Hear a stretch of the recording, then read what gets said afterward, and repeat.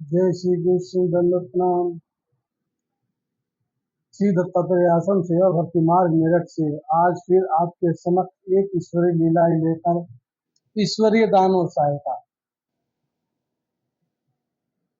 भगवान की बातें कितनी भी करें वो पूर्ण नहीं हो सकती, इसलिए एक लीला पर हो गई। पिछले 2 दिनों से स्वास्थ्य खराब होने के कारण हम कोई लीला नहीं डाल पाए, इसके लिए हम आज का उद्देश्य यह है कि इस दृष्टांत द्वारा यह ज्ञान देना है कि ईश्वर अवतार अपने भक्तों को 4 प्रकार से दान देकर उनकी सहायता करते हैं। भगवान श्री चक्रधर जी ने बताया, परमेश्वरा पासोनी चतुर्विध दानाति, लीला दान वस्तु सम्मधु, एक देवनी एक देती केवल दान।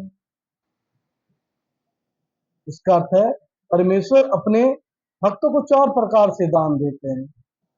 लीला दान, वस्तु संबंध दान, ग्रहण दान तथा केवल्य दान। ये 4 प्रकार के दान ईश्वर देते हैं।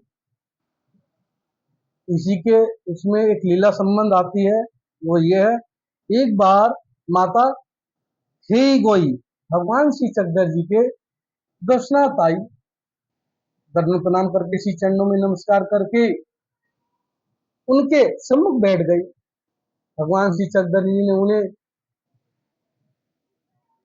ईश्वर अवतारों से जीवों को जो 4 प्रकार से दान मिलते हैं उनका निरूपण किया। तदुपरांत भगवान ने नीचे दिया गया समुद्र का दृष्टांत निरूपण। दृष्टांत है समुद्र का दृष्टांत। समुद्र तो असंख्यात मूल्यवान मोतियों और रत्नों का भंडार है। यह जानकर कई मनुष्य समुद्र के किनारे पहुंच जाते हैं।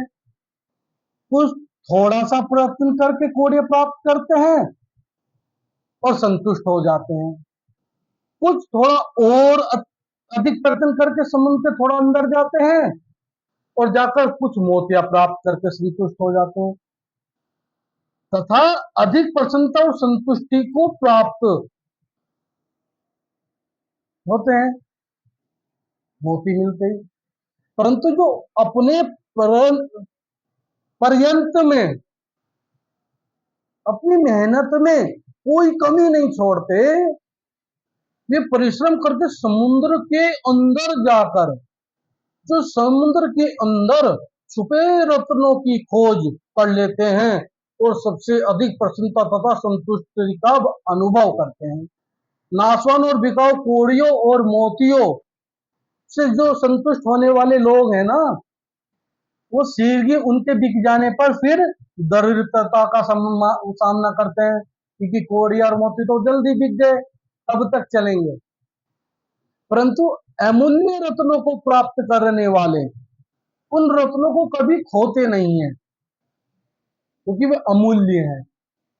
बल्कि उनकी पूजा इत्यादि कुछ ऐसे रत्न हैं जिनकी पूजा स्थापित हो जाती है और उनकी कलाओं से ही अपना खर्च चला लेते हैं, होते हैं ना ऐसे। तो उपदेश इस दृष्टांत से यही है, ठीक वैसे ही सर्वज्ञ श्री चक्रधर स्वामी जी कह रहे हैं, कुछ लोग अपने अल्प प्रयत्नों के द्वारा इंद्र आदि देवताओं की शिल्प विद्या प्राप्त कर लेते हैं और कुछ थोड़ा और अधिक बढ़कर प्रयत्न करके ब्रह्म आदि की अप्रोक्ष नामक विद्या प्राप्त कर लेते हैं। परंतु कुछ लोग ऐसे भी होते हैं जो मानते, जिनको पता है कि इंद्र देवी देवता या ये ब्रह्म की शक्ति प्राप्त या विद्या प्राप्त करने से कोई लाभ नहीं होगा, वे अत्यधिक कि वे परंतु कुछ लोग ऐसे होते हैं जो ऐसा मानते हैं कि ईश्वर के पास ही सब कुछ है और वही सब कुछ दे सकते हैं, क्योंकि ईश्वर ही एकमात्र, आप जानते हैं, ऐसी शक्ति है जो देने में समर्थ है। वे अत्यधिक पर्यंत करके और सबसे ऊंची ईश्वर की विद्या ब्रह्म विद्या प्राप्त कर लेते हैं, जिस पर आचरण करके ब्रह्म परमेश्वर ईश्वर के परमानंद को पाकर हमेशा हमेशा के लिए जन्म मरण मृत्यु बीमारी और बुढ़ापे के चक्र से छूट जाते हैं। क्योंकि आज की व्यवस्था क्या है?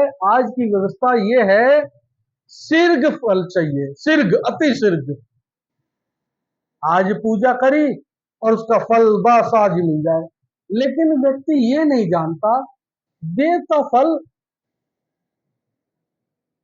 केवल उतना ही फल देते हैं जितना आपने कार्य विधि करी, उतना ही भोगों का वो आपको फल दे पाएंगे, उससे अत्यधिक वो फल आपको नहीं दे सकते। देवताओं की कोई भी विधि आप कर लें, लेकिन ईश्वरी विधि एक वो विधि है कि जो मोक्ष प्राप्त करा सकती है, जो जन्म मरण के चक्र से मुक्ति प्राप्त करा सकती है, जो अनंत जन्मों का चक्र से लेके जोके से आपको श्री कृष्णचंद्र चक्रवर्ती भगवान पार्वती परमेश्वर अपने मोक्ष परम पद को प्राप्त करा सकते हैं। लेकिन ईश्वरी भक्ति करना आसान नहीं है। आपको कुछ फल प्राप्त नहीं हुआ, आप दूसरे की शरण हो जाएंगे। वहां से कुछ प्राप्त नहीं हुआ, आप तीसरे की शरण प्राप्त हो जाएंगे।